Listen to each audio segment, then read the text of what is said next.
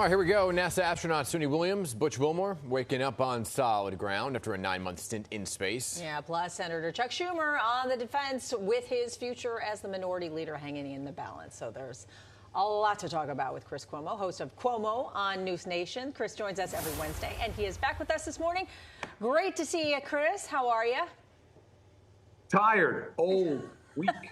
But very exciting times to be in our business. There's a lot of change in the air. What kind, how much, that's what we'll see together. Yeah. Can we talk, though, about this vote that's further dividing Democrats? Senator Chuck Schumer, he's not the only one that voted in favor of that GOP spending bill. I believe that 8 others did, but he's catching a lot of heat. So we're curious to know what you think.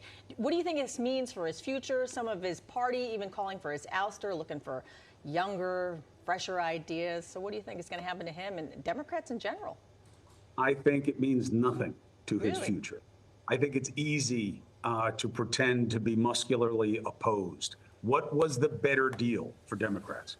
You were at the deadline for the ceiling. So if you had cards to play, you waited in true brinksmanship fashion. And what better deal was there to be had? They didn't even have a set of wants. They just had not wants, right? Don't touch this, don't touch that. But those things weren't being touched. The hypocrisy at play in this move should be disgusting to Democrats. And this is somebody who was raised by one of your giants, okay? The idea of shutting down the government, that's a Republican threat, traditionally, not a Democratic one. And it's easy now for people in the House to say he should have fought more, Schumer. Fought for what? Fought for how? It was on the doorstep of us going into default. See, that's what people have to see in this. So I don't think it means anything for Schumer. I think it speaks loudly about the Democrats being desperate to find their footing. Well, excellent point. And, you know, it's one of those things where I spoke to a lot of folks off the record who were saying that they were voting no, but secretly voting yes. You know, voting no publicly, but really hoping that it would go through because they didn't want the government to shut down. And the infighting is usually not something you see on the Democratic Party. And it was almost like they put Schumer as the sacrificial lamb because he is just so established to say, okay, go ahead. If they think they're going to outmaneuver Chuck Schumer, there's only one person who could do that, and it's Nancy Pelosi. And she's not really as energetic in the situation right now as Hakeem Jeffries is, who's a very competent politician, solid guy in my experience.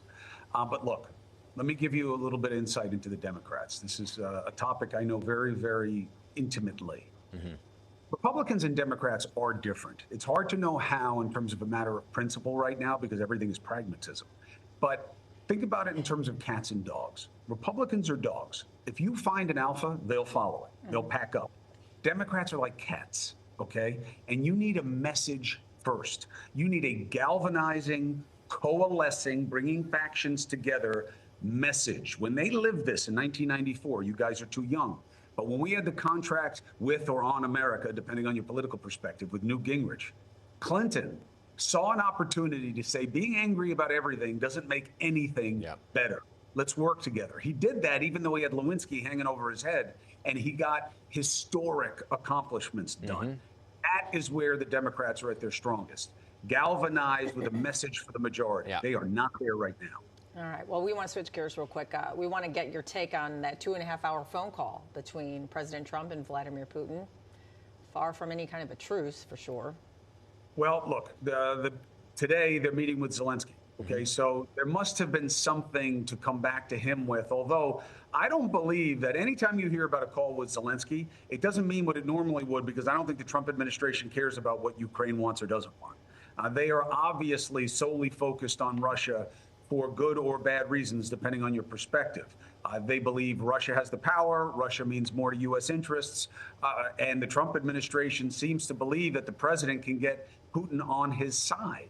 Now, no matter how you feel about that proposition, that is the answer to what's motivating this dynamic.